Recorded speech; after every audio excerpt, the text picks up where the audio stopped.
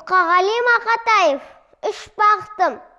Ең бірінші бақытым халқым менің, соған берем ойымның алтын кенін. Ол бар болса, мен бармын, қор болмаймын, қымбатырақ алтыннан нарқым менің. Ал екінші бақытым тілім менің, тас жүректі тілімнен тілім дедім. Кей-кейде дүниеден түңілсем де, қасиетті тілімнен түңілмедім.